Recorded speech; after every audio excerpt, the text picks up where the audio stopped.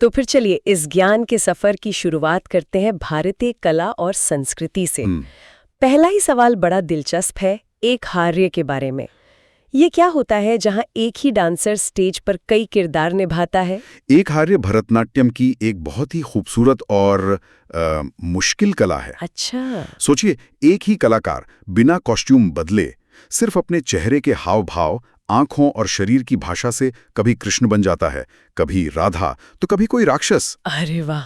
ये अभिनय की पराकाष्ठा है और ये भरतनाट्यम की आत्मा है, जो भारत का सबसे पुराना शास्त्रीय नृत्य माना जाता है। इसकी जड़ें भरत मुनि के नाट्य शास्त्र तक जाती हैं। वाह! मतलब ये सिर्फ डांस नहीं, बल्कि पूरी कहानी बयां करने की कला है। अच्छा, स्रोतों में कथक, कुचिपुड़ी और कथकली का भी जिक्र है। ये भरतनाट्यम से कितने अलग हैं? काफी अलग है। देखिए, कथक उत्तर भारत का नृत्य है जिसमें कहानी सुनाने पर जोर होता है और पैरों की थिरकन बहुत मायने रखती है। सही है। कुचिपुड़ी आंध्र प्रदेश से है, जिसमें नृत्य और नाटक का एक तरह से संगम है। और कथकली तो केरल का एक महाकाव्य जैसा है, जिसमें वो भारी मेकअप होता है ना? जी बिल्कुल। कलाकार घंटों लगाकर मेकअप करते हैं और पौराणिक कथाओं को जीवंत कर देते हैं। वैसे भारत में संगीत नाटक अकादमी 8 शास्त्रीय नृत्य मानती है। 8? हाँ, लेकिन संस्कृति मंत्रालय 9 मानता है, जिसमें छऊ को भी शामिल किया गया है। ये सुनना बड़ा अजीब लगता है कि जिस भरतनाट्यम को आज हम इतना सम्मान देते हैं, उस पर कभी प्रतिबंध भी लगा था। स्रोतों में लिखा है कि इसे सादिरे अट्टम या दासी अट्टम कहते थे और 1910 में इसे बैन कर दिया गया था। ऐसा क्यों हुआ? ये एक दुखद लेकिन जरूरी कहानी है। ये नृत्य मंदिरों में देवदासियों द्वारा किया जाता था। अच्छा। अंग्रेजी शासन के दौरान विक्टोरियन नैतिकता के चलते देवदासी प्रथा को गलत नजर से देखा जाने लगा और इस कला पर एक सामाजिक कलंक लग गया। तो मतलब इसे लगभग खत्म ही कर दिया गया था। हाँ बिल्कुल। लेकिन फिर ई कृष्ण अय्यर जैसे कला प्रेमियों ने इसके सम्मान के लिए लड़ाई लड़ी और इसे भरतनाट्यम के नाम से पुनर्जीवित किया। ये कला के मरने और फिर से जी उठने की एक मिसाल है। क्या बात है। कला से अब त्योहारों पर आते हैं। त्रिपुरा की खारची पूजा, इसके बारे में 2 बातें हैं। एक, इसे 14 देवताओं का त्योहार कहते हैं और दूसरा, ये दिसंबर में होता है। इसमें पहली बात तो एकदम सही है। ये 14 देवताओं की पूजा है, जो त्रिपुरा के राज परिवार के कुल देवता हैं। लेकिन समय वाली बात गलत है। ये त्योहार दिसंबर की सर्दियों में नहीं, बल्कि जुलाई अगस्त की उमस भरी गर्मियों में मनाया जाता है। अच्छा, तो ये एक जरूरी सुधार है। उत्तर पूर्वी भारत के त्योहारों की तो अपनी एक अलग ही दुनिया है। नागालैंड का हॉर्नबिल फेस्टिवल तो बहुत मशहूर है। हाँ, हॉर्नबिल को तो त्योहारों का त्योहार कहते हैं। सही। ये नागालैंड की सभी जनजातियों को एक साथ लाने का एक बड़ा मंच है, जो हर साल 1 से 10 दिसंबर तक होता है। इसी तरह मेघालय में वांगला या सौ ढोल का त्योहार है। मणिपुर का याओसांग है, जो होली जैसा होता है। और असम का बिहू तो पूरे देश में जाना जाता है। ये सिर्फ उत्सव नहीं लगते, ये संस्कृति का एक हिस्सा है। बिल्कुल, ये वहाँ की संस्कृति और प्रकृति से जुड़ाव का प्रतीक है। और संगीत, हाँ। असम का जिक्र संगीत, हाँ। ये क्या है?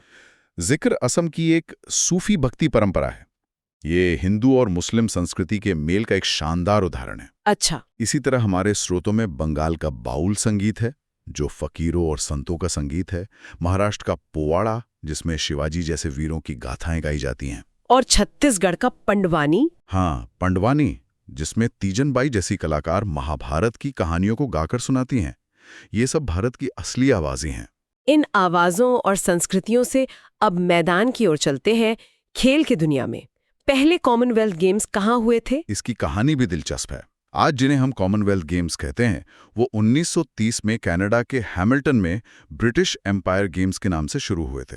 British empire games? जी, नाम से ही पता चलता है कि ये उन देशों के लिए थे जो कभी ब्रिटिश साम्राज्य का हिस्सा थे। 1978 में जाकर इसका नाम कॉमनवेल्थ गेम्स पड़ा। और भारत ने इसमें कब से हिस्सा लेना शुरू किया? 2010 में दिल्ली में हुए गेम्स तो मुझे याद है, वो बहुत बड़ा आयोजन था।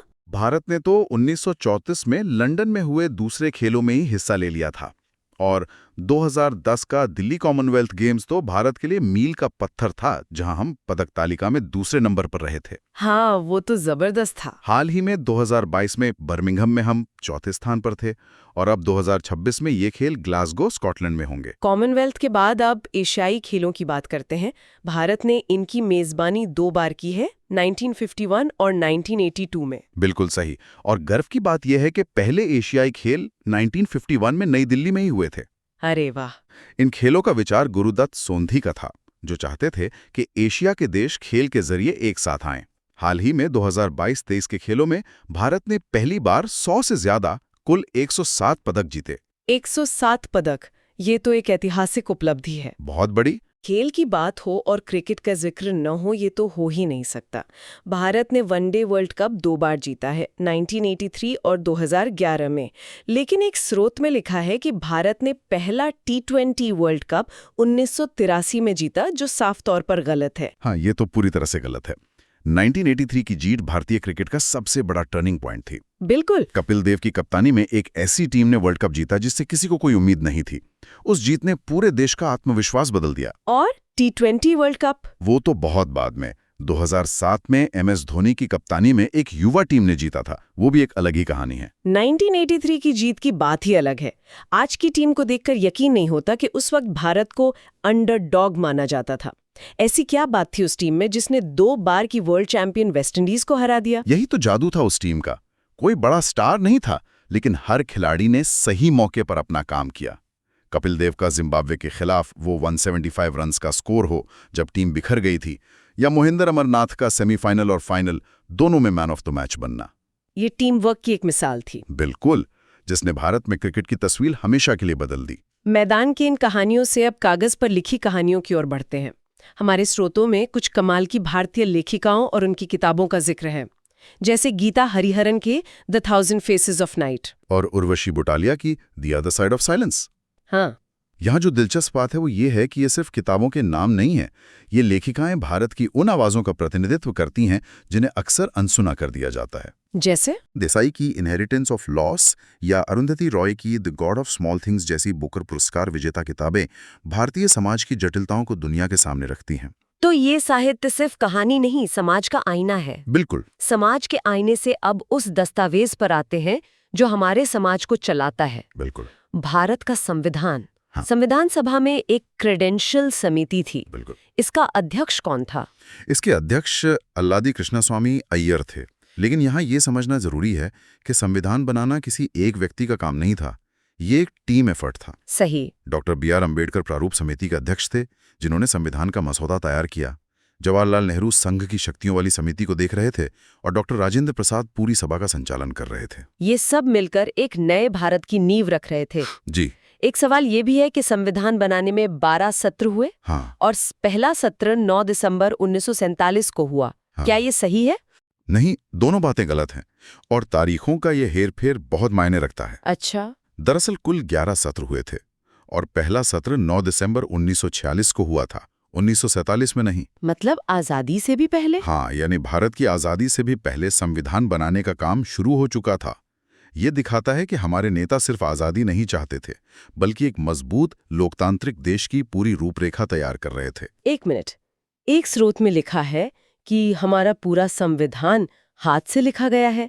आज के डिजिटल युग में ये सोचना भी मुश्किल है। बिल्कुल, और ये संविधान की सबसे खूबसूरत बातों में से एक है। बताइए इसके बारे में। इसे प्रेम बिहारी नारायण रायजादा ने अपनी खूबसूरत इटैलिक लिखावट में लिखा था, और ये सिर्फ एक कानूनी दस्तावेज नहीं है। शांति निकेतन के कलाकारों ने नंदलाल बोस के नेतृत्व में इसके हर पन्ने पर भारत के हजारों साल के इतिहास को चित्रों में उकेरा है, मोहनजोदाड़ो से लेकर गांधी जी के दांडी मार्च तक। क्या बात है! हमारा संविधान तो कला और कानून का एक अद्भुत संगम है। बिल्कुल सही कहा आपने। ये तो सच में कमाल है। अच्छा, हमारे संविधान ने दुनिया के कई देशों से प्रेरणा ली है। ऑस्ट्रेलिया से हमने क्या लिया है? ऑस्ट्रेलिया से हमने कुछ बहुत अहम चीजें ली हैं, जैसे समवर्ती सूची, यानी वो विषय जिन पर केंद्र और राज्य दोनों कानून बना सकते हैं। संसद के दोनों सदनों की संयुक्त बैठक का विचार भी वहीं से आया। इसी तरह हमने मौलिक अधिकार अमेरिका से लिए, संसदीय प्रणाली ब्रिटेन से और मौलिक कर्तव्य पूर्व सोवियत संघ से। ये दिखाता है कि हमारे संविधान निर्माता दुनिया की अच्छी चीजों को अपनाने के लिए कितने खुले विचारों वाले थे। जी बिल्कुल। संविधान की इन आधुनिक बातों से अब सीधे मध्यकालीन इतिहास में चलते हैं। भारत में जिजिया कर किसने शुरू किया था? भारत में सबसे पहले जिजिया मोहम्मद बिन कासिम ने सिंध पर अपने आक्रमण के बाद लगाया था। अच्छा। ये एक ऐसा टैक्स था जो गैर मुसलमानों से उनकी सुरक्षा के बदले में लिया जाता था। ये सिर्फ एक टैक्स नहीं था, बल्कि ये उस दौर में शासन और समाज के रिश्ते को भी दिखाता है। और दिल्ली सल्तनत, इसकी नींव किसने रखी? स्रोतों में कुतुबुद्दीन ऐबक का जिक्र है, जिसे सुल्तान की पदवी मिली थी। यहाँ दिलचस्प बात यह है कि ऐबक, जिसे सुल्तान की पदवी मिली, वो असल में गुलाम था। एक गुलाम? हाँ, वो मोहम्मद गोरी का गुलाम था। ये उस दौर की खासियत को दिखाता है जहाँ सैन्य काबिलियत और वफादारी शाही खानदान से ज्यादा मायने रख सकती थी। इसी गुलाम वंश ने भारत में सल्तनत की नींव रखी। तो ये सिर्फ एक राजवंश का बदलना नहीं था? नहीं, ये शासन करने के पूरे तरीके का बदलना था। और इल्तुतमिश, जिसे दिल्ली सल्तनत का असली संस्थापक कहते हैं, उसके बारे में एक अजीब सी बात लिखी है कि न्याय मांगने वाले को लाल कपड़े पहनने पड़ते थे। हाँ, ये इब्न बतूता ने लिखा है। इल्तुतमिश ने न्याय को बहुत अहमियत दी। उसने अपने महल के बाहर संगमरमर के 2 शेरों की मूर्तियां लगवाईं, जिनके गले में घंटियां थीं। घंटियां? जी। कोई भी पीड़ित व्यक्ति लाल कपड़े पहनकर उन घंटियों को बजा सकता था और सुल्तान तक अपनी फरियाद पहुंचा सकता था। ये उस जमाने का पब्लिक ग्रीवियंस सिस्टम था। क्या बात है! उसने इक्ता प्रणाली भी शुरू की। ये इक्ता क्या था? सुनने में बड़ा भारी शब्द लगता है। इसे आसान शब्दों में समझते हैं। इक्ता में सुल्तान अपने सैन्य कमांडरों को नकद वेतन की जगह जमीन का एक टुकड़ा दे देता था। अच्छा। उस कमांडर की जिम्मेदारी थी कि वो उस जमीन से टैक्स वसूले, अपनी सेना और घोड़ों का खर्च चलाए और जरूरत पड़ने पर सुल्तान की मदद करे। ये एक बहुत ही चालाक प्रशासनिक और सैन्य व्यवस्था थी। तो मतलब सुल्तान को खजाने पर सीधा बोझ डाले बिना एक बड़ी सेना मिल जाती थी। बिल्कुल। इतिहास के इस दौर से अब जमीन की हकीकत पर आते हैं। भूगोल। अगर किसी को दुनिया के नक्शे पर भारत को ढूंढना हो तो वो इसे कहाँ पाएगा? भारत पूरी तरह से उत्तरी गोलार्ध में है। इसका विस्तार 8 डिग्री 4 मिनट उत्तरी अक्षांश से 37 डिग्री 6 मिनट उत्तरी अक्षांश तक है। और सबसे दक्षिणी और उत्तरी सिरे कौन से हैं? द्वीपों को मिलाकर सबसे दक्षिणी सिरा है इंदिरा पॉइंट, जो 2004 की सुनामी में डूब गया था। और सबसे उत्तरी सिरा है इंदिरा कोल, जो सियाचिन ग्लेशियर के पास है। क्षेत्रफल के हिसाब से राज्यों का क्रम क्या है? ये अक्सर कंफ्यूज करता है। सबसे बड़ा है राजस्थान, रेगिस्तान का इलाका। फिर आता है मध्य प्रदेश, भारत का दिल। उसके बाद महाराष्ट्र और फिर उत्तर प्रदेश। और सबसे छोटा? सबसे छोटा राज्य है गोवा, जो अपने समुद्र तटों के लिए मशहूर है। ये विविधता ही भारत की खूबसूरती है। बिल्कुल। अब थोड़ी अर्थशास्त्र की बातें। भारत को एक मिश्रित अर्थव्यवस्था कहा जाता है। इसका क्या मतलब है? इसका सीधा सा मतलब है कि यहाँ सरकारी और प्राइवेट दोनों तरह के उद्योग एक साथ काम करते हैं। तो मतलब सरकारी स्कूल भी और प्राइवेट स्कूल भी? हाँ, और सरकारी बैंक भी और प्राइवेट बैंक भी। ये समाजवाद और पूंजीवाद के बीच का एक रास्ता है, जिसे आज़ादी के बाद भारत ने अपनी ज़रूरतों के हिसाब से चुना। स्रोतों में पंचवर्षीय योजनाओं का भी जिक्र है। गरीबी हटाओ का नारा किस योजना से जुड़ा था? गरीबी हटाओ का नारा 5वीं पंचवर्षीय योजना मतलब 1974 से 78 के दौरान बहुत लोकप्रिय हुआ था। अच्छा। ये वो दौर था जब देश में गरीबी एक बहुत बड़ी चुनौती थी और सरकार ने इसे सीधे तौर पर खत्म करने का लक्ष्य रखा। ये योजनाएं सिर्फ आर्थिक दस्तावेज नहीं थी, बल्कि ये बताती थी कि उस वक्त देश की प्राथमिकताएं क्या थी। और फिर इनकी जगह नीति आयोग आ गया। जी, 2015 में। चलिए अब आखिर में विज्ञान की दुनिया में कुछ तेज तरार सवाल जवाब करते हैं। आवर्धन यानी मैग्निफिकेशन की इकाई क्या होती है? इसकी कोई इकाई नहीं होती। कोई इकाई नहीं? क्यों? क्योंकि ये एक अनुपात है, छवि का आकार बटे वस्तु का आकार। जब आप एक जैसी 2 चीजों को भाग देते हैं तो इकाई कट जाती है। तो इसका जवाब है कोई इकाई नहीं। ये तो अच्छा लॉजिक है। और कोशिका का पावर हाउस किसे कहते हैं? ये तो स्कूल में भी पढ़ा था। ये माइटोकॉन्ड्रिया को कहते हैं। ये हमारी कोशिकाओं के अंदर छोटे छोटे जनरेटर की तरह काम करता है, जो खाने को ऊर्जा में बदलता है, जिसे एटीपी कहते हैं। इसी ऊर्जा से हम सब काम करते हैं। जी, हम चलते हैं, बोलते हैं, सोचते हैं। बिना माइटोकॉन्ड्रिया के जीवन संभव नहीं है। इसी तरह लाइसोसोम को आत्मघाती थैली कहते हैं, क्योंकि वो खराब हो चुकी कोशिकाओं को खत्म कर देता है। तो आज हमने कला, खेल, इतिहास, संविधान, भूगोल और विज्ञान सब कुछ छू लिया। इन सब अलग-अलग तथ्यों को एक साथ देखने पर क्या समझ में आता है? सबसे बड़ी बात ये समझ आती है कि ज्ञान अलग-अलग खानों में नहीं बटा है, सब कुछ एक दूसरे से जुड़ा है।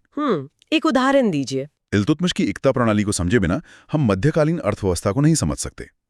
भरतनाट्यम पर लगे बैन को समझे बिना हम भारत के सामाजिक सुधार आंदोलनों को नहीं समझ सकते। मतलब ये सारे तथ्य एक बड़ी कहानी के छोटे-छोटे धागे हैं। सिर्फ जवाब याद करने का खेल नहीं है, बल्कि इन धागों को जोड़कर एक पूरी तस्वीर बनाने की कोशिश है। और यहीं पर मैं श्रोताओं के लिए एक सवाल छोड़ना चाहूंगा। आज हमने जिन भी स्रोतों पर बात की, वे ज्यादातर प्रतियोगी परीक्षाओं के नजरिए से बने हैं, जहां सही तथ्य पर टिक लगाना होता है। हाँ। लेकिन सोचिए, अगर हम इन विषयों को बिना किसी परीक्षा के दबाव के सिर्फ अपनी जिज्ञासा के लिए पढ़ें, तो हमारी समझ कितनी बदल जाएगी।